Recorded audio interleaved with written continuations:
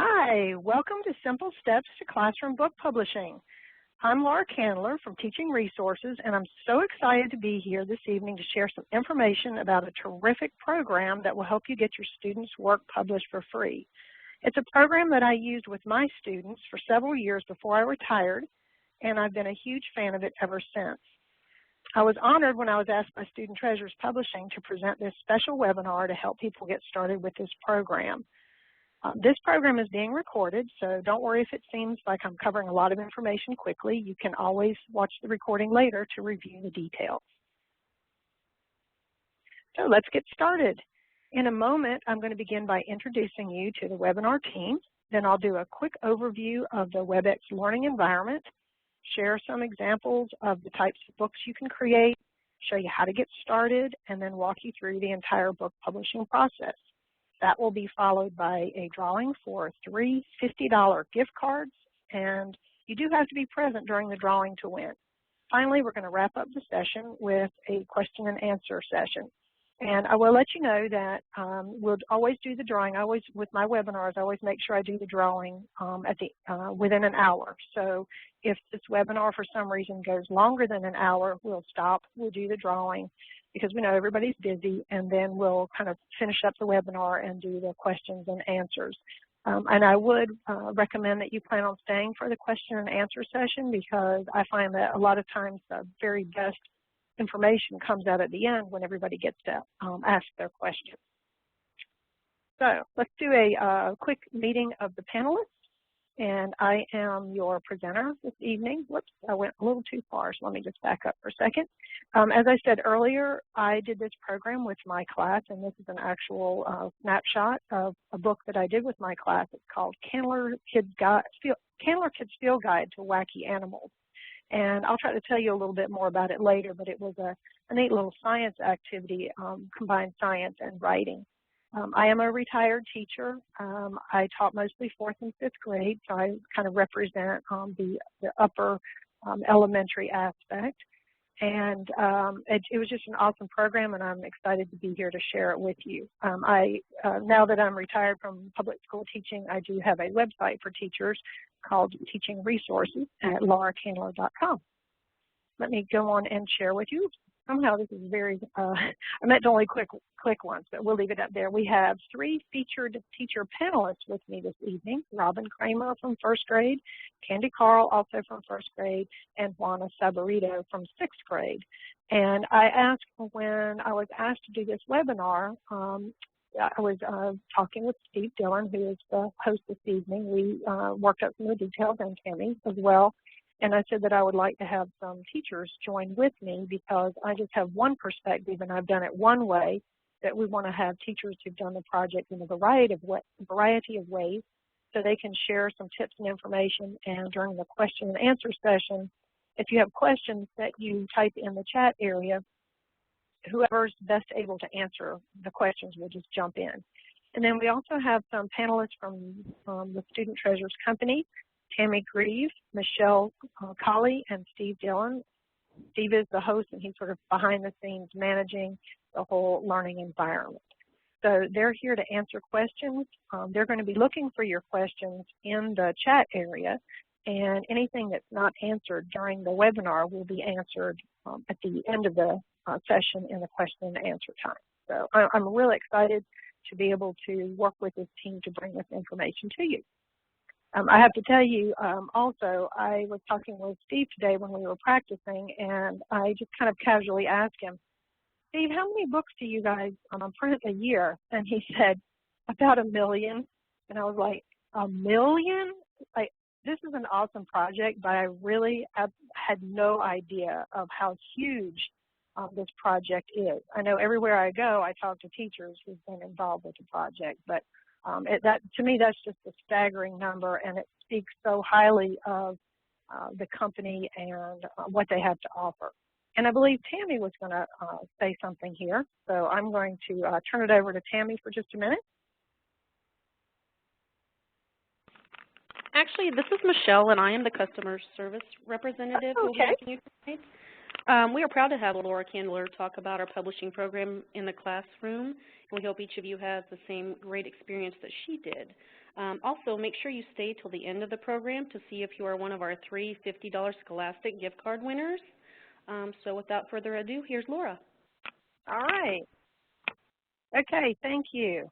I think it's an exciting event that we can all come together and be able to answer questions. I know this is a terrific project, but I know when I went through it myself, there were so many times when I thought, I wish I had somebody that I could just ask my question. Now, I will say that in the last few years, the customer service department seems to be awesome, because I go on their website and it looks like it's very easy. And, you know, maybe even back when I was doing it, I could have picked up the phone and asked somebody. But I thought this would be a unique opportunity for people to get the information all at once. All right, let's do just a real quick WebEx overview. I'm used to teaching in Blackboard, so this is a little different for me and a little different from some other people who may have done my webinars. So this is just a snapshot of the opening screen. You know, you've got your participant panel and your chat area on the right side. I did want to show you a couple of things. A lot of you have already figured out that you can type into the chat box. I want to remind you that if you want it to go to everyone, make sure it says send to all participants. If you want to send a message to a particular person, you can click one of the panelists. However, in general, it's best if the questions just go out to everyone, because we have a lot of people attending this evening who have already done this project, and you'll get lots of great answers that way. And you can also use, if you notice, I just sort of highlight a little button on the side where there's a check mark, and there's a drop-down menu. You might want to click on that right now while I'm talking and see that there's a little list of emoticons. And I will be asking you a question in a few minutes, and you'll be able to click yes or no. But you can also do things like, say, if the presentation is going too fast or it's too slow, you can give applause, you can show laughter, and whatever you click here is not visible to the other attendees. It is only visible to the panelists. So I just want to let you know that you have those options. You also have the option of viewing the webinar in a full screen. If you look in your lower left corner, you might even want to do this with me as we go through, so you can see the lower left corner. If you click on full screen, it's going to show you a full view. And then up at the very top, I put a little brown box around it. You'll see that the all of the webinar panel, the chat area and the participant area, it kind of disappears up to the top. And if you just kind of hover over it, a little bar drops down, and then you can click on the participants window, the chat window, and so on. So you can really customize the learning environment for you. Some people really enjoy the chat.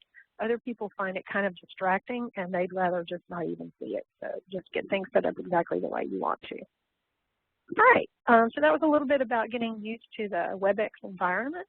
Let's just talk quickly about the webinar objectives for this evening. Today you're going to learn how to sign up for the free Classbook Publishing program. Studentreasures has a couple of different programs. They have an individual book program. The one that we're going to be talking about this evening is when your whole class creates one book together.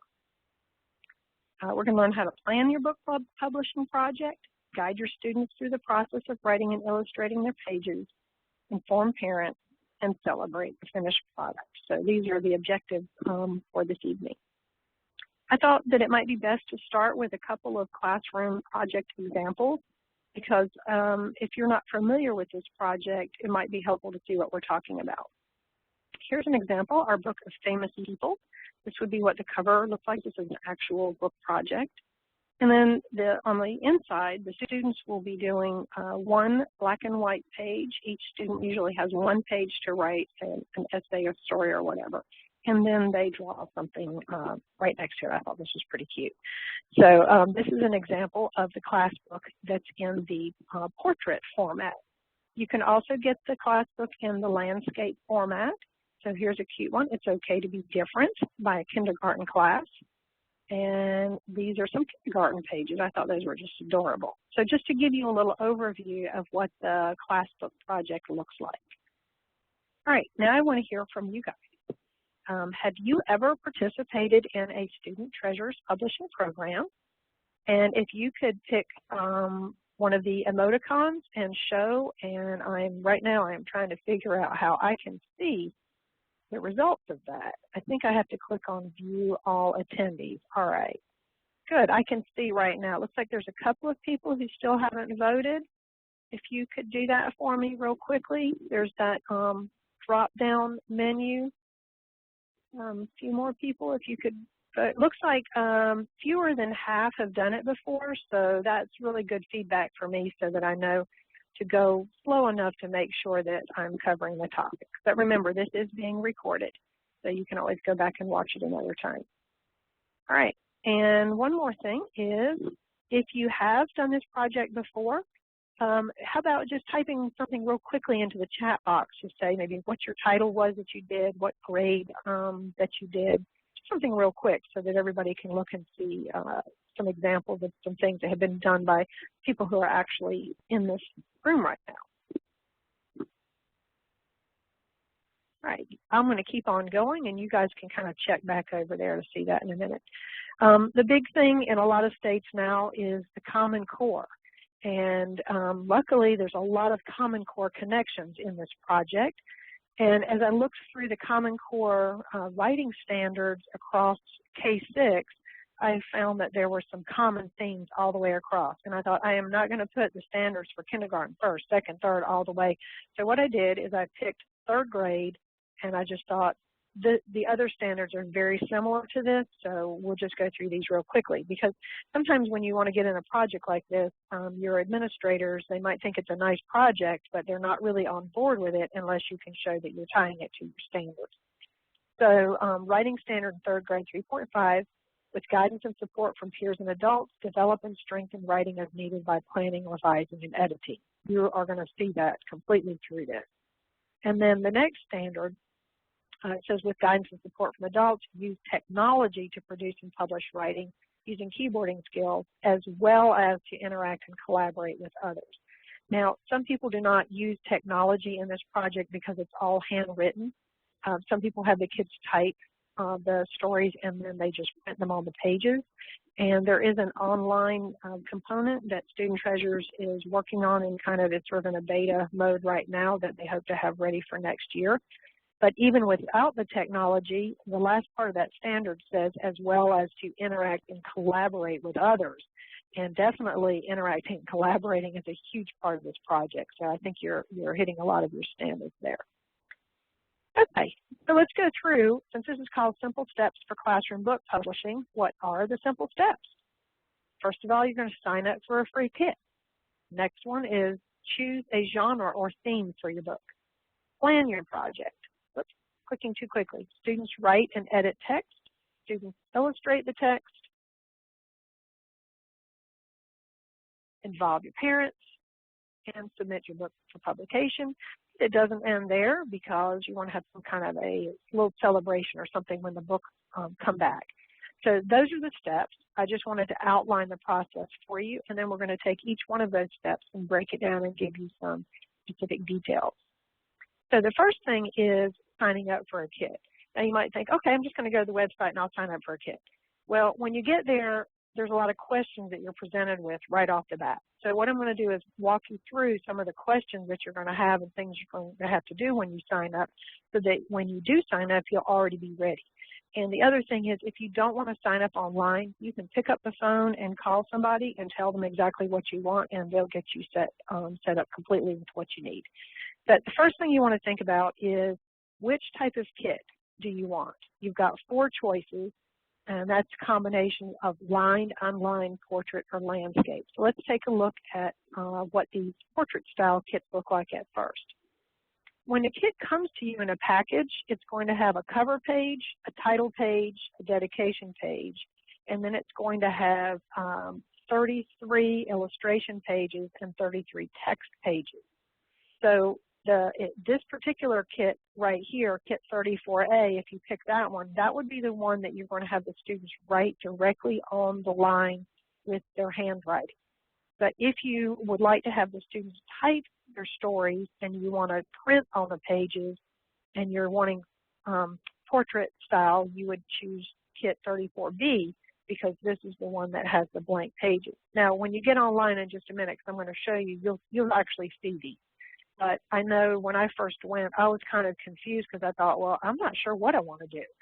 So you might want to think about what you want to do before you go order your kit. Then you've got the same choices in landscape. So you've got your cover page, your title page, you're going to have a dedication page, and then you're going to have 33 illustration pages and 33 text pages. And you can also have it where there's nothing written on the pages at all. There's no lines at all. So, think about what you want to do before you sit down to order your kit so that you do get the right kit.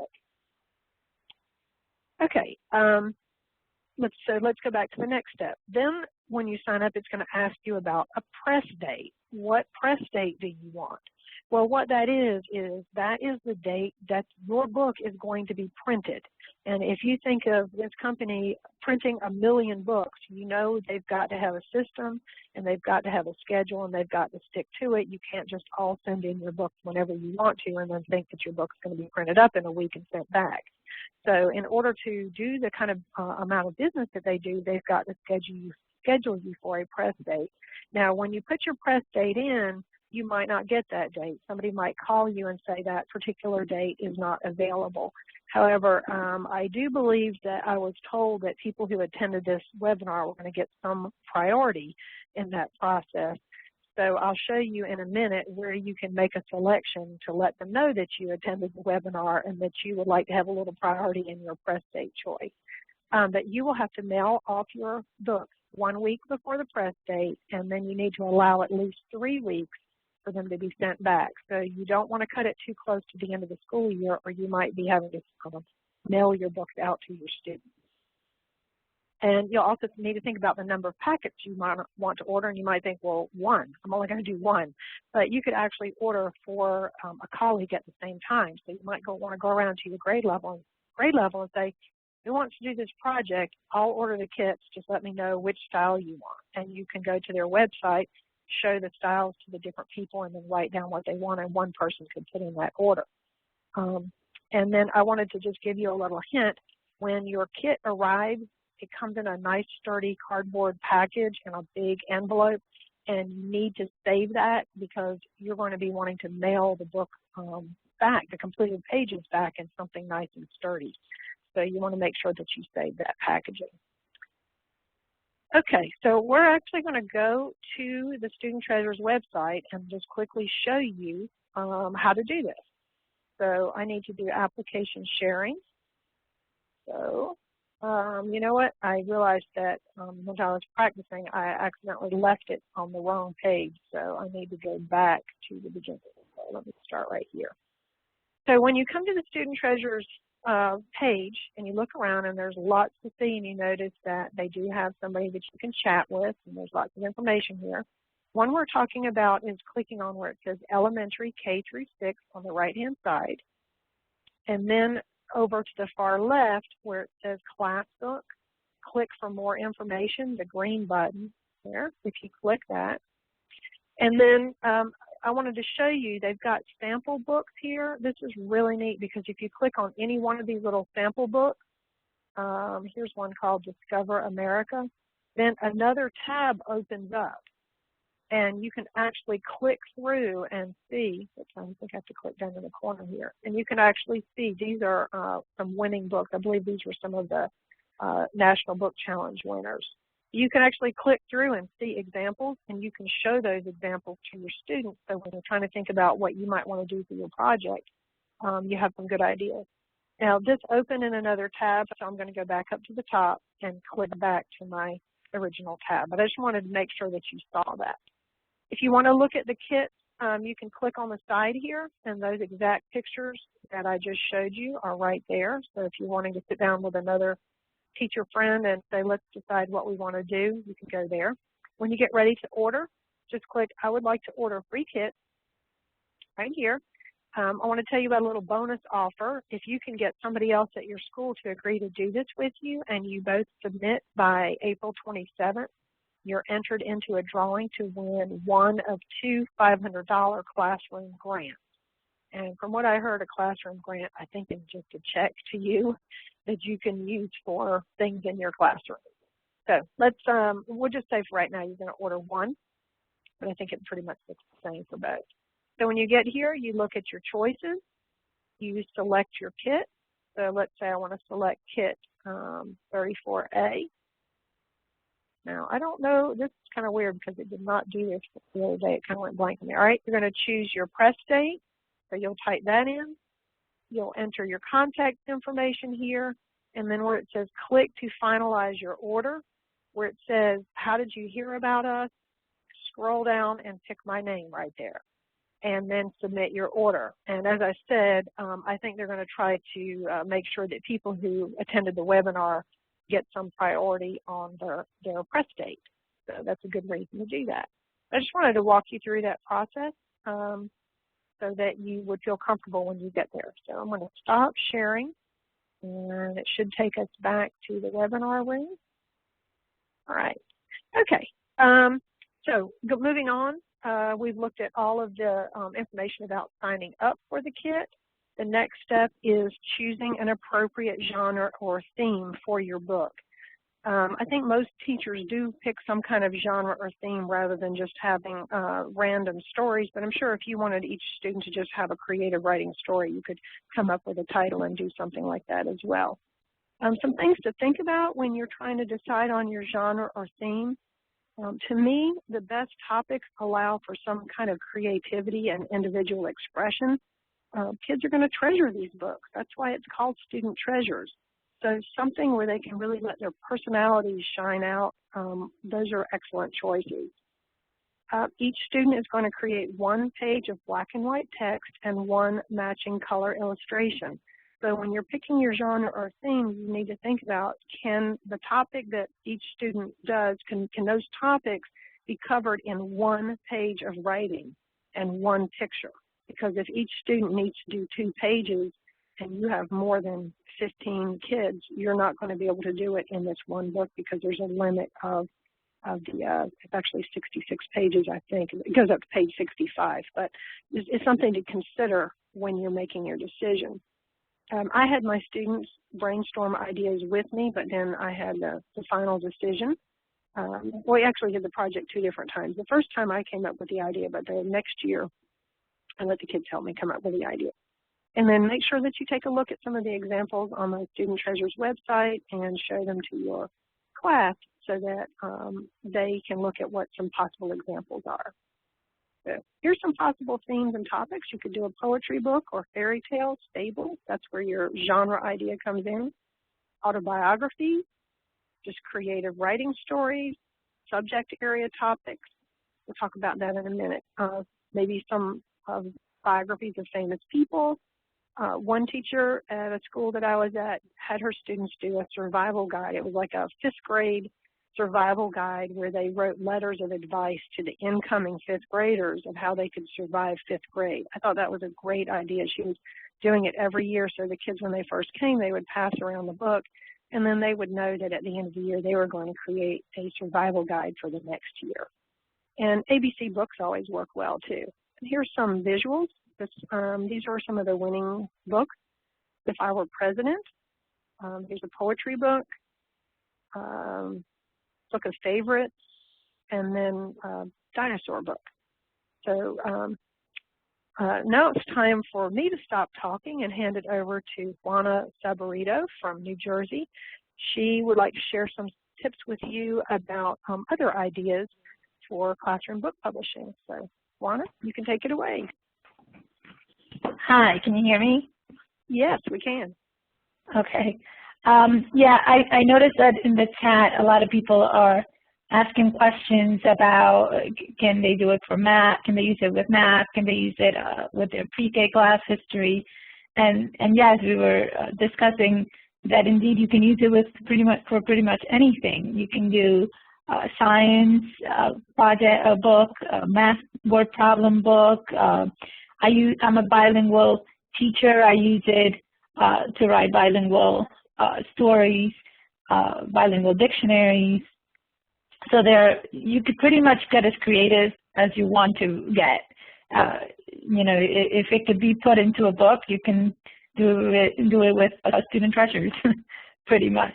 I don't know if I'm leaving anything out, Laura. I think you told me, too, about one that was done for somebody who was leaving the school, a teacher that was retiring or something, but it was somebody that all the children knew. Did you say it was a That's right. It was a guidance counselor. Yes, it was a guidance counselor, and we decided as a building to do a book for her. And so each classroom got a page, and that's how we put it together. So you really can get very creative with these I thought books. That was a great, that's a great idea. You could, a lot of times if a principal retires, it's so hard to think of something really special to do, or, you know, something like that. So somebody that all the children in the building know would be a great idea. Thanks for sharing that, because you brought up some points that I hadn't thought of. Is that all? Yeah, I don't know if I'm leaving anything out. Okay, well, if you think of it, then at the end during the question and answer, then just let us know, and you can jump back in with some other ideas. Okay? Great. All right, thanks. All right, the next step is to plan the whole project. So the whole project involves the writing and the illustration and getting it all together, and it helps if you think through the whole process and you kind of make a timeline for yourself, and you say, this week we're going to focus on our rough drafts, and then the next week we're going to focus on this, and you really take, like, you know, a few days. I mean, actually it might spread out over a couple of weeks, working on it a little bit every day. So the first thing to do is kind of look at the big picture of what you're trying to put together. I created a little storyboard that is on my website, and I'll show you where to get this, but I wanted to show it a little bit larger so that you can see what's going on here. This storyboard, oops, I think I'm on page 2. I need to go back to page 1. All right, this storyboard shows you visually what the whole project looks like. The thing that's a little bit confusing about this project is that when you get your packet of materials and you take them out, you'll realize that the lined pages are on the back sides of the blank pages. And so what that means is that the children are actually writing on the real pages that are going to be bound. And so what happens is the teacher gets that actual original set of pages back that's bound as the teacher's book. It's a free gift that the teacher gets. But the pages themselves are copied and printed so that parents can order and students can order, and you can order a copy for the classroom and that kind of thing. But because the children are actually writing on the back sides of each other's pages, you kind of have to visualize the whole thing. So what I did is, you see the first block there is outside front cover. I actually had a cover design contest where different kids came up with a design, and then the class voted on which one they wanted to do, and so that child did that page. That's going to be in color. And then there's a title page on the inside that's pretty simple, and there's a dedication page. But then when you get down to the actual students and what they're doing, when you get your packet, you'll see that page 1 and page 2 are actually front to back to each other. I know it's very confusing without pulling out the materials and looking at it, but let's say Allison is going to have the first story in the book. So this is like looking at a 2-page spread. She's going to be drawing her drawing on the back of the dedication page, and she's going to be writing her story on page 1. Well, after she's done writing her story on page 1, then the person who, let's say Bob is doing, is the next child on the list, Bob is going to be doing his illustration on the very back side of her page. So it's kind of like you need to see the whole layout. What you're looking at here is the way the book is going to be laid out when you open it, because you want your illustration on the left matching the story on the right. And I think that's one of the most confusing things when you try to conceptualize, you try to visualize how it's all going to go together. So you don't want this child's illustration on the back of his or her own page, because then you'd have to flip to see it. So this is a storyboard that you can use, and there's actually enough, there's 4 pages to it, because there are enough spots for 33 stories. and you don't have to use all of the pages. So I guess when you get your materials and you lay it all out, and Steve told me that they're going to start sending this storyboard out, or you can get it from my website, you know, then when you get your pages and you kind of look at it, hopefully this storyboard will help you see how the whole project is going to be working. All right, I'm trying to click back. So that's what I mean by looking at the big picture of how it all goes together. So you've got a plan for the cover design, the title page, the dedication. You need to gather your materials in advance. Washable colored markers are what you need on these pages. They have the surfaces. They're heavy-duty pages and they're a little slick. And what I did is I went and bought some different kinds of markers and just bought one pack of a few different types. And I took one of the pages at the back, like page 65, that I knew I wasn't going to use. And I tested it out on the page to make sure that the marker didn't smear and it worked okay. Like crayons don't work, colored pencils don't work.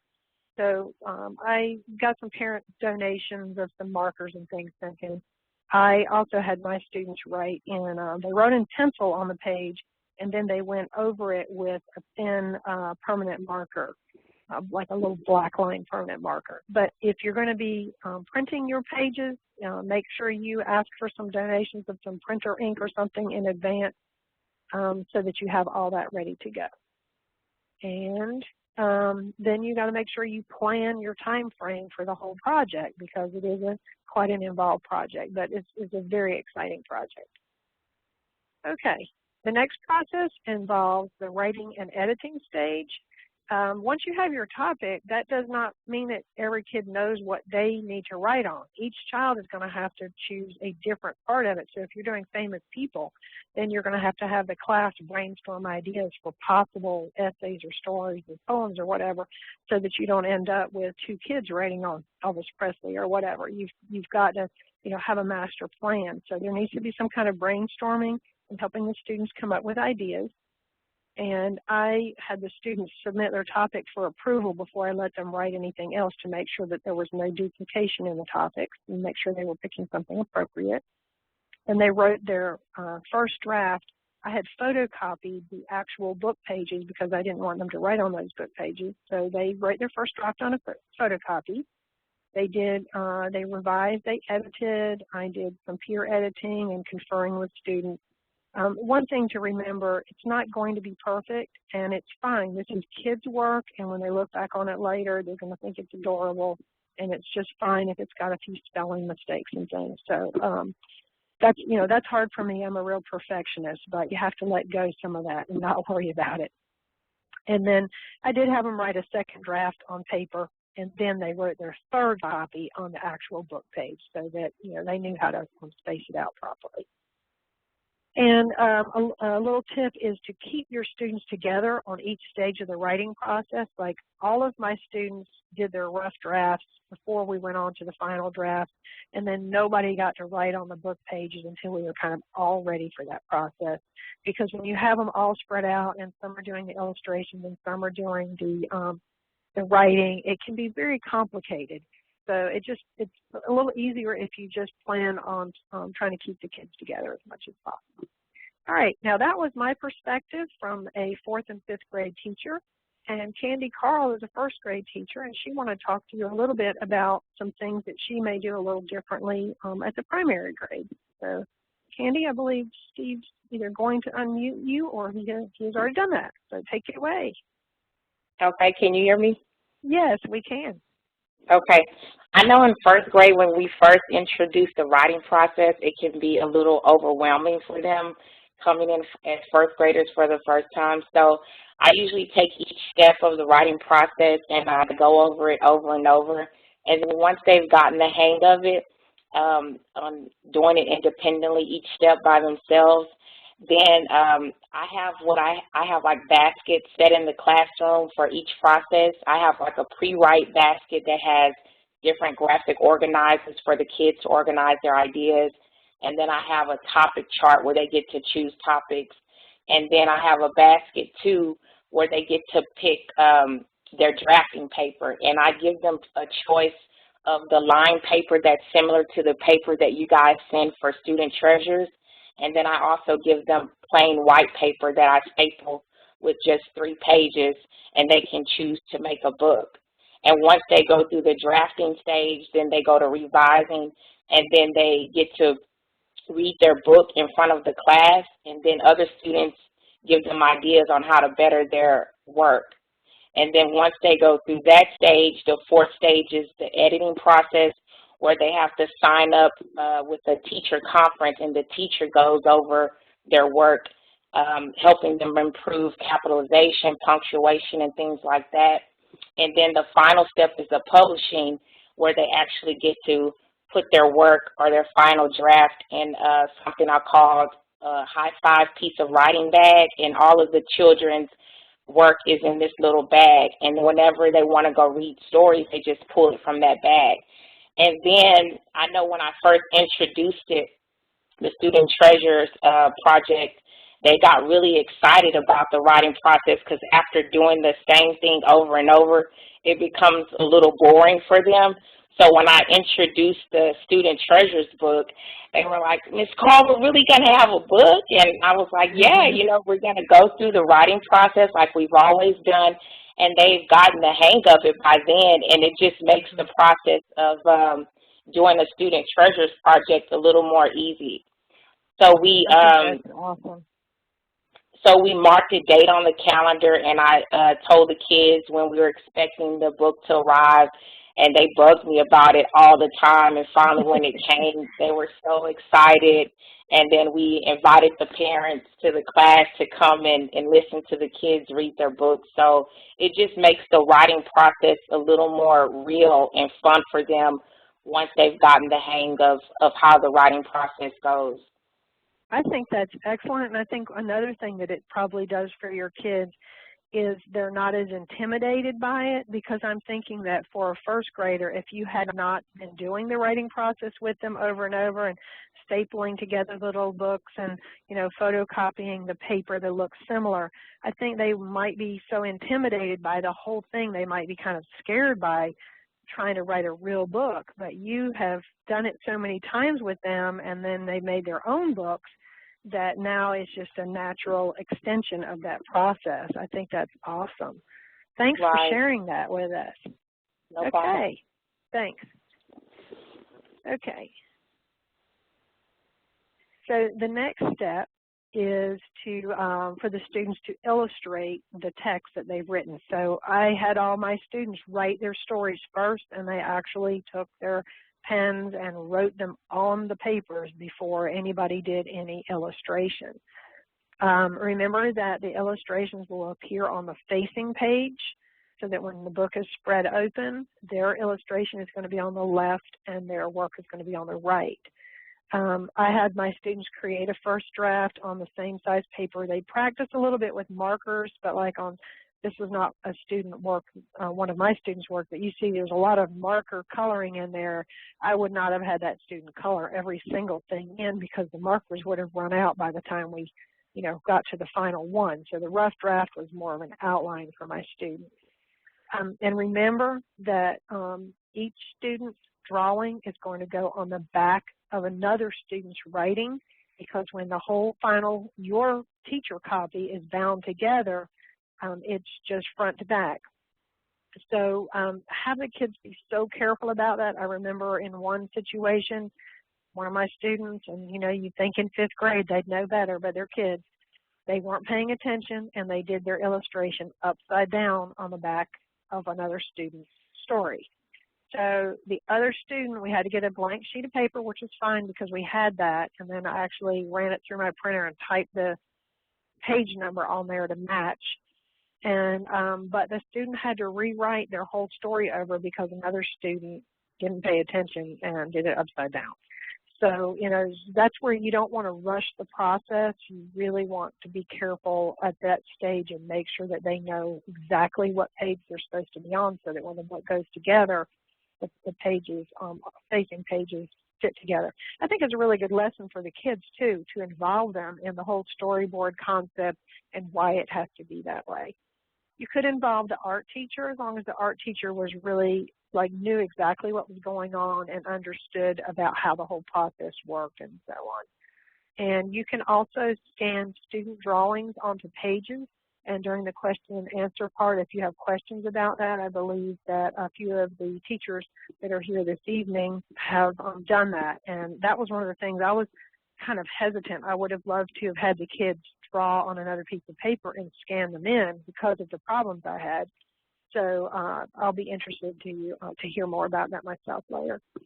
All right, the next step is to involve the parents. This is really, really important because if you think about the whole thing, Studentreasures is, they've got to make money off of this or they're not going to be able to stay in business. And if it's free to the teachers, then you know that the parents are going to be the ones that are going to be buying, and grandparents and so on. And it's the purchase copies that keep the program going, which is really a win-win situation for everybody because as a teacher, you get a free copy for the class, and the parents have this awesome opportunity to get a book that they will treasure.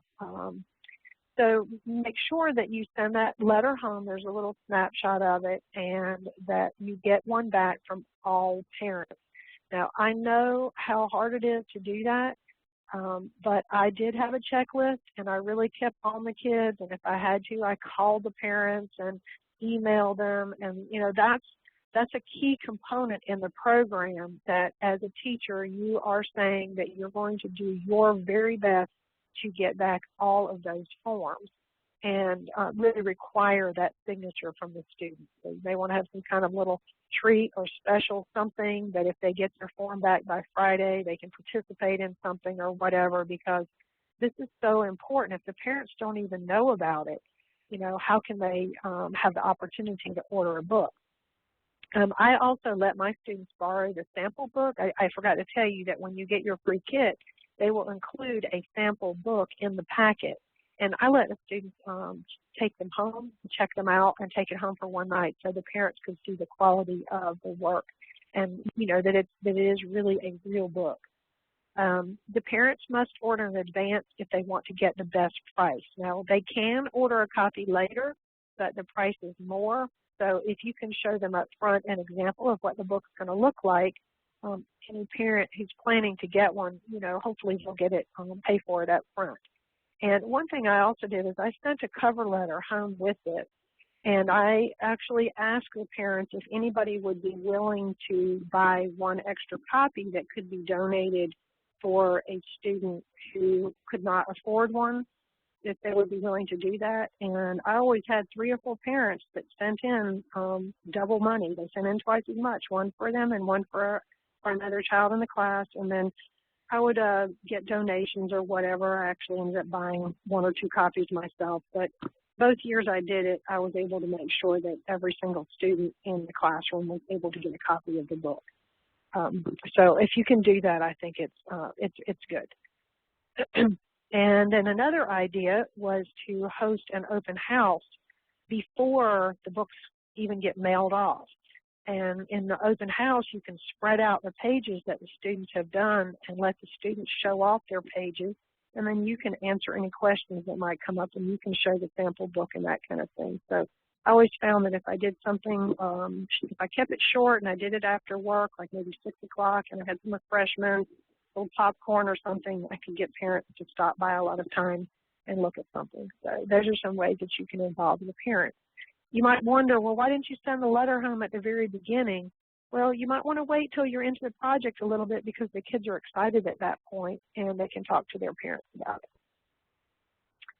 it. And then the next to the last step, not the very last step, but the next to the last step is to submit your Classbook project. And on the back of the packet, there are some very extensive directions that tell you exactly what to do.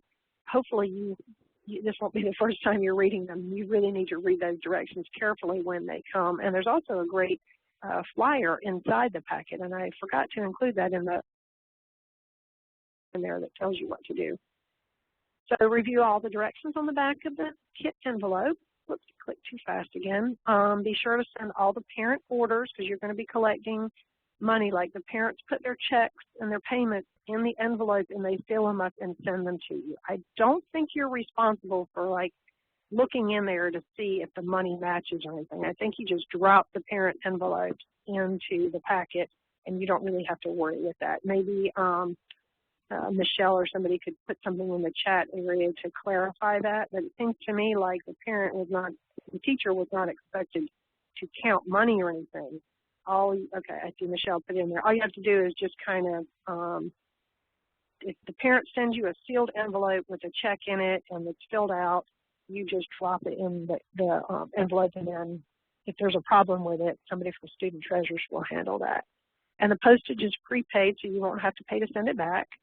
And as I said before, if 2 or more teachers from the same school submit by April 27th, then they're going to be entered to win one of 2 $500 classroom grants. Oh, I didn't mean to go so quick. All books are entered into the National Book Challenge also. So let me tell you a little bit about the National Book Challenge. This is pretty cool. If you submit your book by June 30th, which I think everybody should be able to do, they actually pick, last year I think they picked 28 winners. Steve said they picked like around 30 winners, so there's a lot of winners. That the winning teacher receives a $100 check and a framed certificate that shows the book cover. And that's really neat, but the part I really liked was what the kids get. Each student receives a ribbon and a free copy of their class book and a bookmark. But I thought that was really awesome because if the class has a winning book, like this is a picture of Animals Amazon, it's a picture of one of the covers, and I'm just thinking, I think it's wonderful that if that class won, that every student in the class gets a free copy of the book. I just think that's a terrific thing to do. I just keep clicking too fast. Sorry about that. And then the winning books are featured on their website and brochures. And the last step really is to celebrate. Some things to think about might be classroom author celebrations when the books come back. Invite parents in for a special author celebration. It's always good to order an extra copy to be placed in the media center if you can do that. And then place copies on display. So if the whole school does the project or several people and you have a lot of books, maybe put them on display somewhere where when people walk into the front office, they can see the student work. Well, why should you do this?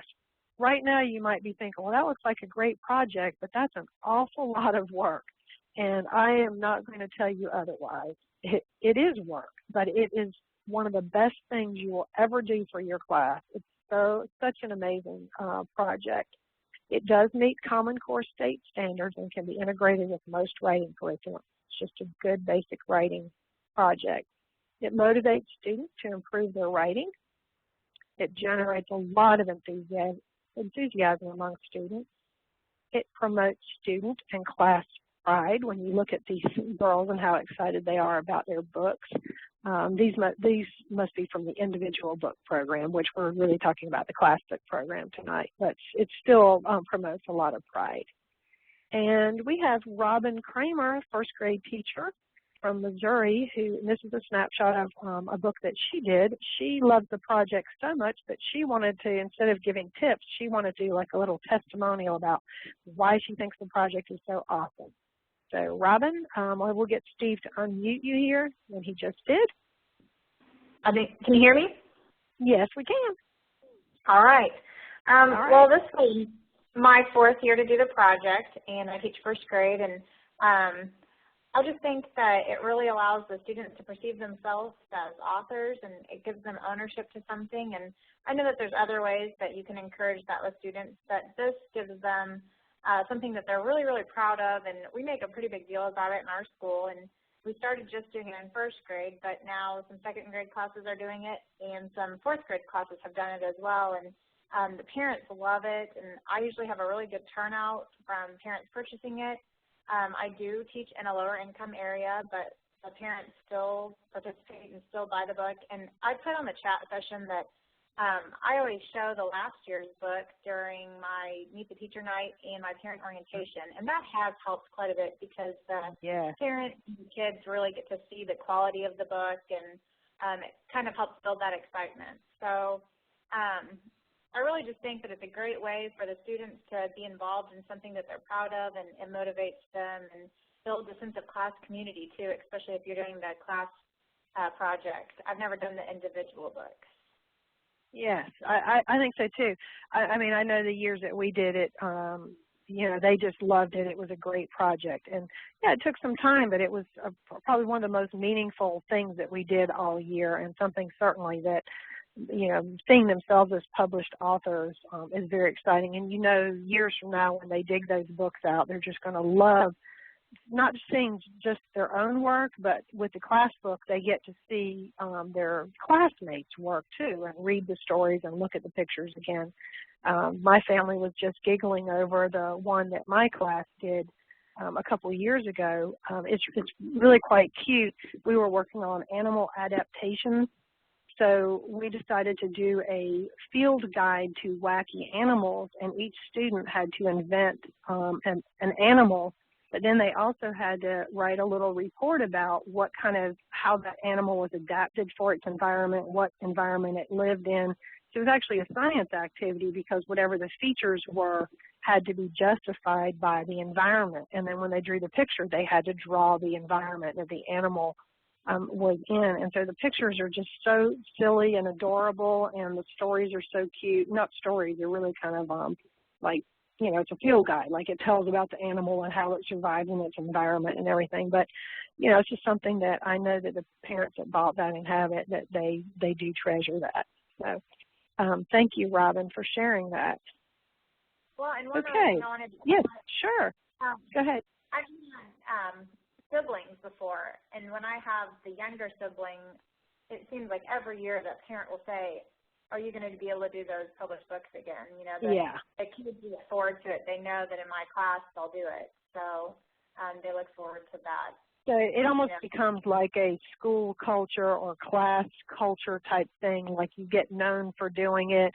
I bet you that there's many parents that request to be their child to be in your room if you're the, now you said I think you said that a lot of teachers at your school do, but can you imagine if you were one of the few teachers at your school doing that? I bet you'd get parent requests for kids to be in your room just because they thought it was so awesome. You know, it's a great thing. Okay, thank you. We're getting close here to the end of the story and then to the question and answer section. Okay, tonight we've just gone through all the steps, and they are simple steps. I'm not saying that it's not a certain amount of work and planning, but really when you lay it all out, the process is very simple. There are a lot of wonderful resources on the Studentreasures website. If you go there, they have someone that you can talk to, and there's a lot of excellent examples of student books and project ideas and all kinds of information for you. And my own website, lauracandler.com, which many of you may be familiar with, looks like this. I actually set up a special page called Classbook Publishing. I just set it up this week.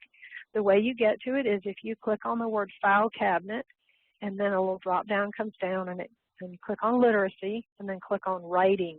And then on the writing page, there's a link. It says Looking for Studentreasures. But I have, on that page is where I put the storyboard that I showed you earlier, so you can go, just a free download. There's a picture of the class book that my students did. And the webinar recording for this webinar is going to be placed on that page. So that's somewhere, and I'm sure that Studentreasures will have it on their website somewhere too, but it's definitely going to be on that page, so you can go right there if you want to watch the recording, or if, let's say you want to try to get another teacher at your school to do it, and they're kind of like, I need to know a little bit more about this, then they can go to that page and take a look at the webinar. And we are now to the drawing part for the 3 winners, so I hope our behind-the-scenes crew is ready, and I don't know who's actually going to take over. The steps where it says I'll announce previously selected random numbers one at a time. I actually did not select them. A student, Michelle, I think, and Tammy maybe were working on that.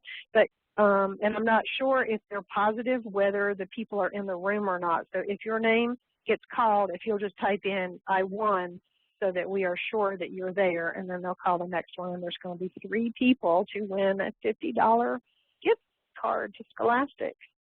All right. Are we ready to go? Or Yeah. This is Michelle. I'm here, and our lucky ladies for the night are Esther Martinez. All right.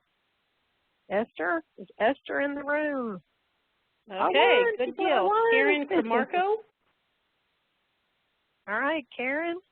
And is it Stacy Cass? All right, Stacy. All right, way to go, ladies. Thanks for participating. Wait a minute, did we see an I-1 from, wait a minute, who was the second person that you called? I didn't see I-1 from that person. Is she in there? Karen Camarco.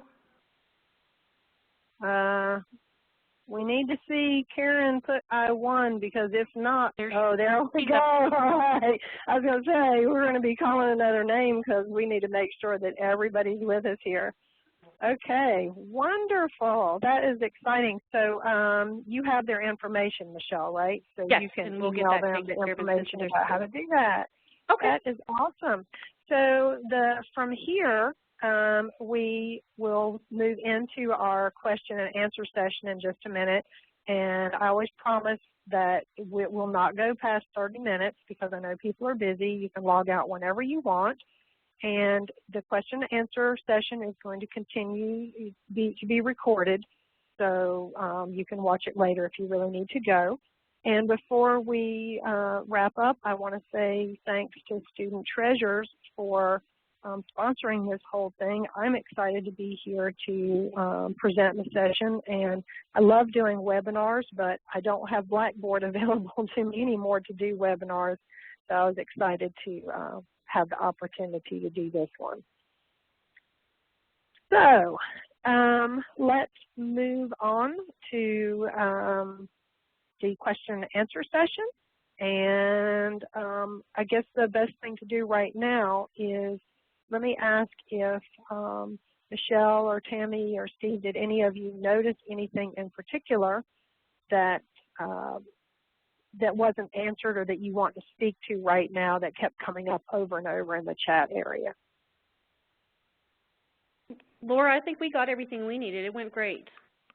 Okay. There was no question, like you were able to just answer them in an ongoing way. Let's do this, guys. If anybody has a question that has not been answered, please type it in. I will tell you that when I'm presenting, I'm not able to follow what's going on in the chat area. So if you ask me a question, I was not trying to be rude and ignore it.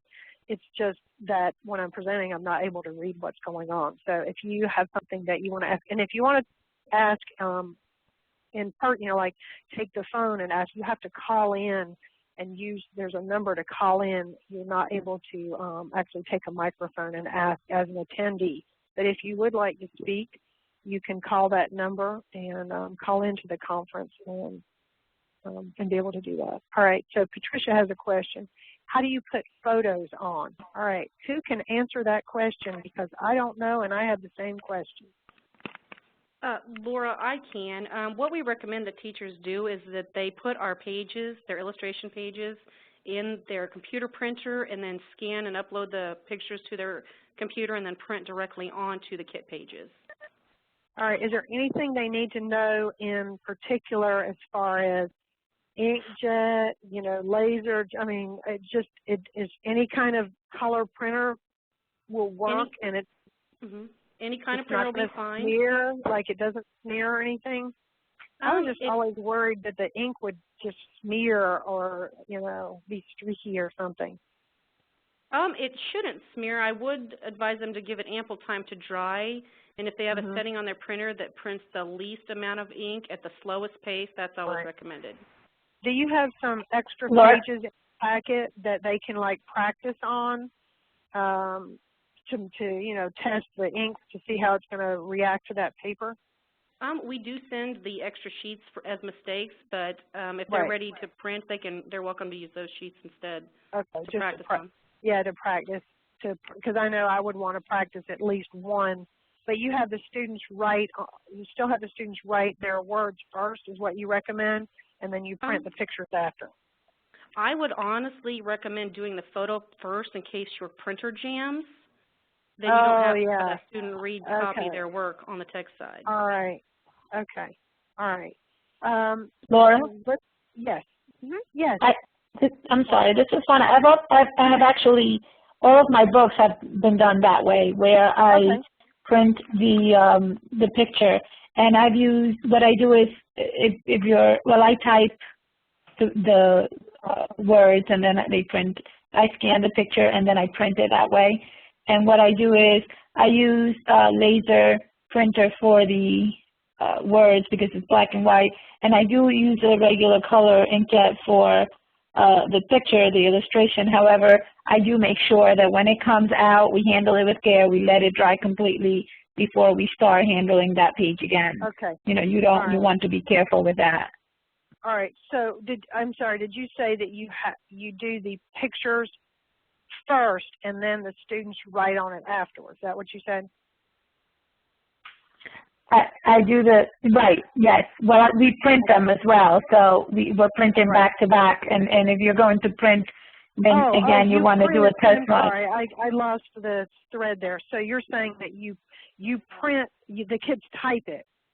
I guess I was focused on what you're saying about the pictures. So you're printing the whole thing. So the your students never actually have to touch the pages at all, really. They're writing, they're typing their stories, and then they're printing, and then you are putting the final thing together. How long does it take you, you know, like, does it take like an hour to put the thing together at the end? Do you do it like in little pieces? Because it seems like that printing process would be pretty time consuming. What I do is I train a couple of my good kids, and they help me to go along. And as I may be working with some of the other children with the finishing touches on their writing pieces or illustrations or whatnot, maybe doing that.